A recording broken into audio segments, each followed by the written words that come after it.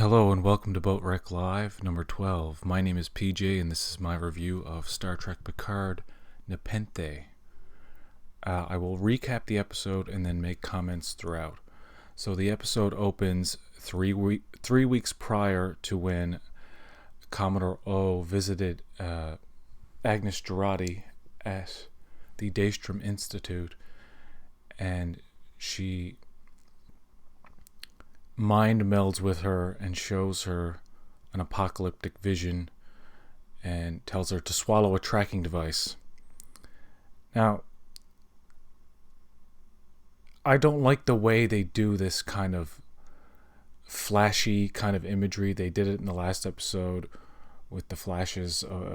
Picard was having PTSD and they did flashes of clips or stills or screenshots from previous they did it from Best of Both Worlds. There was a screenshot in there, and then First Contact. And it's kind of one of these things that you got to go back and keep pausing or to go frame by frame to look at. I don't like that. Just show us a couple of seconds of something. I don't need to see like these quick, stupid flashes that we're only going to get more of later. I don't like this mystery being dragged out. And I don't think it's necessary for the audience to have been for this information to have been held back, because we knew in episode 3, I believe, when Commodore O visits Jurati, and then all of a sudden they cut away, and everybody knew there was something up there. And because they had shown in the marketing, and this is another thing, they give way too much away in the marketing if you pay attention to that. They've showed clips from 8 episodes, I think, so far, because I'm going based on the preview of the next episode. There seems to be some things that were in the trailers even in the upcoming episode. So this is the 7th one, and we've seen so much marketing material. They've left very little to the imagination. And like this mystery of Jurati, I think it would have been better if we'd known this from the get-go, because everybody kind of guessed it anyway. But of course they want to open every episode with a flashback, and I guess this works for what they're going for. But yeah, we knew this. So she shows her the vision. Jurati throws up and realizes that she must do what she has to do. She totally buys into whatever the apocalyptic vision was. Back at the Borg cube, Rafi and Rios and Jurati are trying to escape, but they're caught in a Borg tractor beam, and Elnor is over on the ship. And last episode, he stayed behind to help Hugh fend off the Romulan guards because it took so long for the secret Queen cell to hide, I guess. I think that may have been put in after, because Narissa doesn't seem to inquire about it. Well, she asks, "Where have you hidden Picard and the synth?" So she says, "Picard and your little protege." This is Narissa talking to Hugh now. The bodies of 4 heavily armed guards were found afterwards in Subsector 11, and that will definitely be my second question. But for now, please answer the first. And Hugh says, "They're gone." And she says, "What was their destination?" He says, I strongly advise you," she says, "not to say that you don't know." And of course she kills all these XBs to show him that she's not messing around. But she says she can't kill him because he's a Federation citizen, and the damn treaty would get in the way of that. So then Narek gets in his little ship. Of course, they've been tracking Jurati the whole time, which begs the question, why weren't Narissa and Narek concerned when Picard was heading toward the cube and while he was on there? I mean, we find out that they're pretty much watching everybody. And another thing about this cube thing, they can't beam intruders out into space if they want to. It's a lot of plot holes in terms of how the technology works on the Borg cube, and what control Narissa has over it is questionable.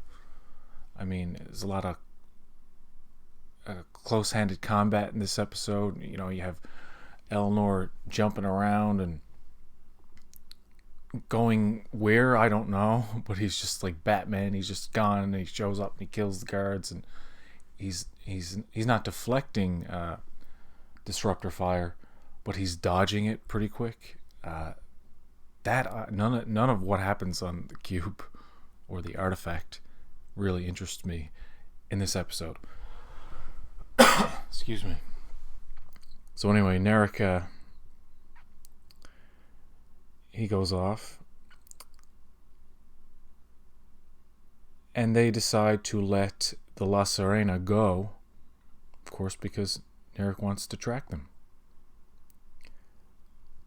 But of course, Jurati brings up, hey, what about Elnor? And Elnor's like, no, I'm gonna stay. Yeah, okay.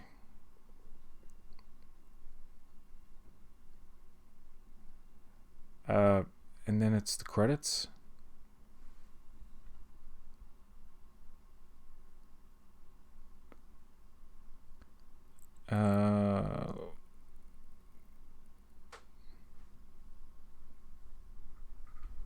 Excuse me, I'm stuck here. I'm watching I have the episode on my phone. It just froze. There we go.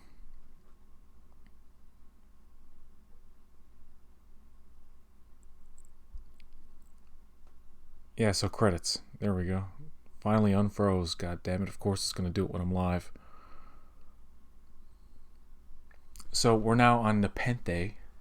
Picard and Soji come through the spatial trajector that was in the Borg cube. That's another piece of technology that just opens a whole can of worms if you really think about it. But anyway, they're greeted by Kestra, which is Riker's and Troy's daughter, and she walks them back to their cabin. Picard greets Troy. It's a very nice moment. A lot of what's going on here is on Nepenthe are the best parts of the episode. There's some weird stuff with like unicorn bunnies and cooking meat and stuff, which I don't agree with. I don't think they should be eating animals, and I don't think Kestra should be out there with a bow and arrow hunting animals.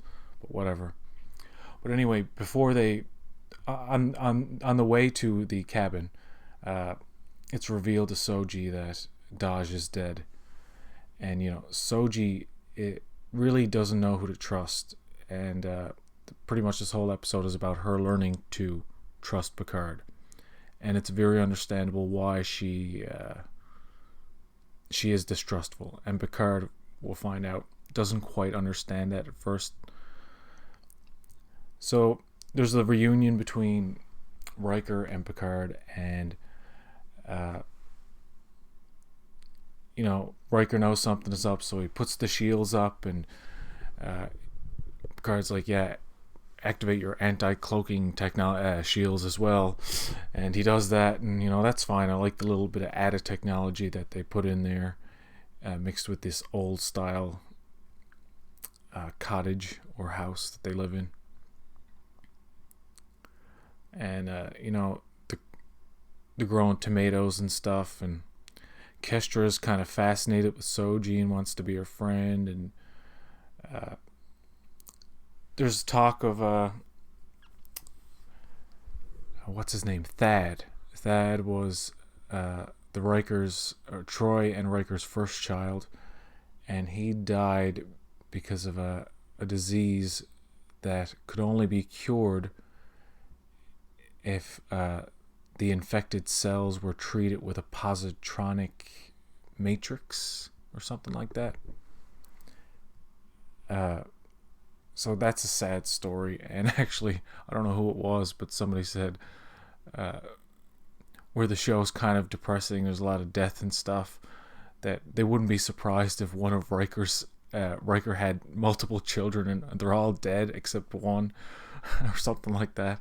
I don't know who that was, but I thought of that when I heard about this Thad guy who, he invented a lot of very intelligent young man. Apparently, he invented 11 languages, and Kestra is very affected by his death, and they live in a complete kind of fantasy world on this planet. Anyway, they moved to Nepenthe because the soil has regenerative properties. I don't know why they didn't just go to what's the name of that place from Insurrection? Baku? Well, maybe that's where they got the idea. But anyway, that didn't work for him, and because of the synth ban and positronic research was halted, Thad died because of the Mars attack, basically. And they didn't really have to do all that. I mean, it would have been fine if they just had Kestra there. I didn't need the sad story about the dead kid and how he would have been saved if the synth attack didn't happen. But I suppose it gives Riker and Deanna some stakes in the matter. I don't know. I didn't really think it was necessary to put all that in there. I did like how, Kestra's fascinated by Soji, and certainly their relationship is a part of why a small part of why Soji ends up trusting them, and the Rikers in general, and that atmosphere. And one of the best scenes later, of course, takes place at the dinner table when they gain her trust. But what's next? Oh yeah, Rios realizes that Narek is tracking them, and he's trying to evade him, but this is becoming very difficult because they don't realize that Jurati is being tracked.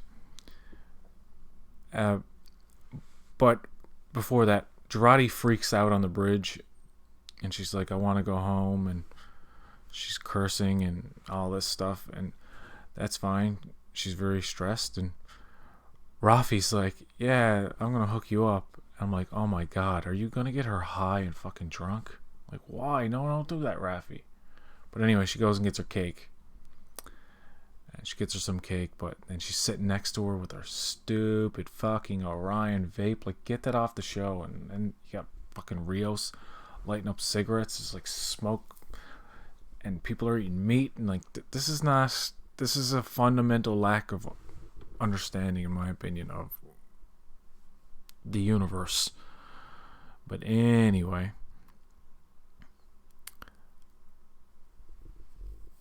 Riker and Picard have a nice little conversation where Picard's like, I never want you to get involved in any of this, Will. Coming here was a desperate impulse.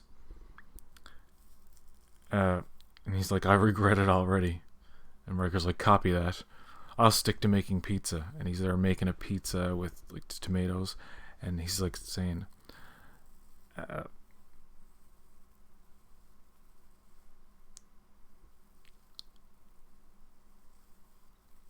Riker's like, he's making the pizza anyway, and he's like, smell this basil, grows like weed everywhere. The soil has regenerative powers, which is why we came here, of course. And Kestra and Soji come over, and Soji has learned one of Thad's languages and all this stuff. Anyway, this is all very domestic. I mean, it's going to drag on here if I just... There's not really much to say besides the fact that I just like the atmosphere of the Rikers home. I think the actress who plays Kestra is very good. Riker still feels very much like Riker. I think some of the language is a little bit contemporary. Like when Riker sees Picard for the first time, he says, "Oh man," or something like that. And Picard later talks about his shipmates when he finally gets in contact with Rios again. He talks about his shipmates, and how there's drama. There's a lot of drama. It's weird language to use that is contemporary. It's not to say that contemporary language won't survive. Certain contemporary language or phrases or slang certainly will survive, but it's just, I don't know, nitpicking, I suppose. Soji's, there's a cool scene where Soji is talking to Deanna,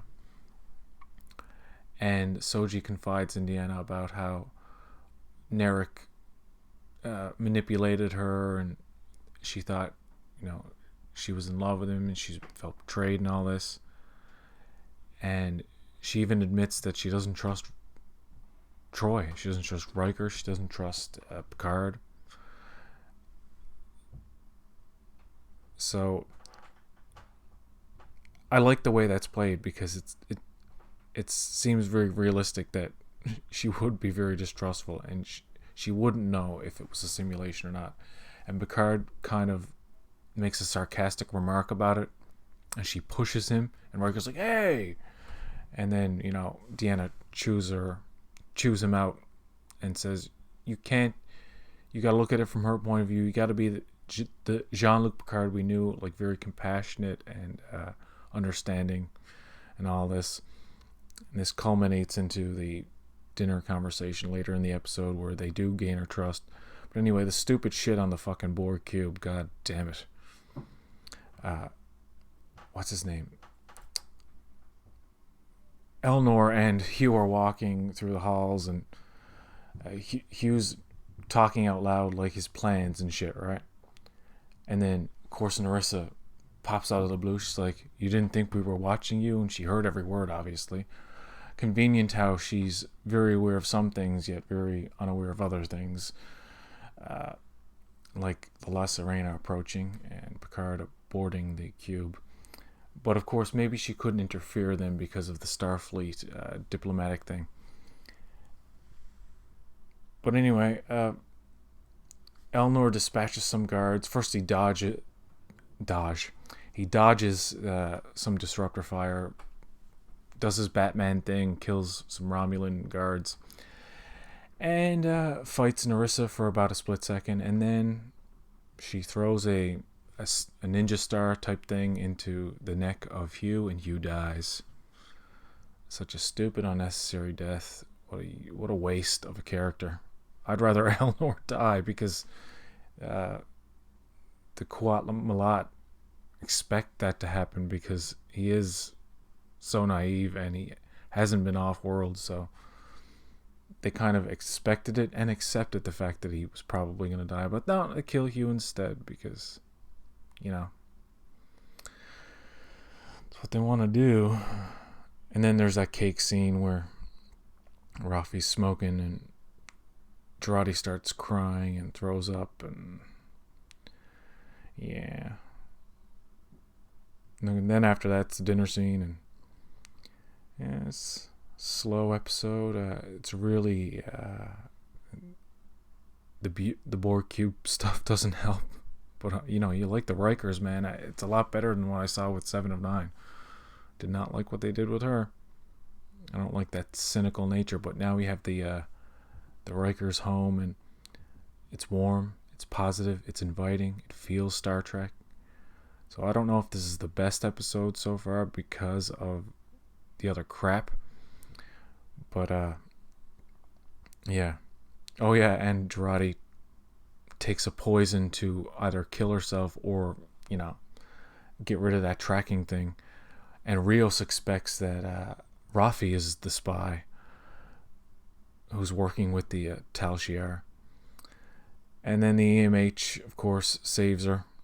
Informs them later that she's in a coma. And toward the end, Elnor comes across, and I don't know how he comes across this. I gotta go back and analyze this, because it just seems to come out of nowhere. He finds a little Fenris Rangers tag and summons the Fenris Rangers.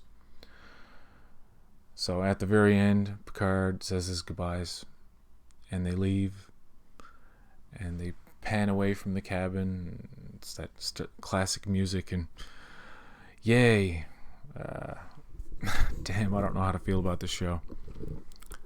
And I won't say anything about the next episode, but it doesn't look very good. Doesn't look very good. More cube stuff. I just want to get the fuck away from that place because I'm fed up with it. So thanks, and have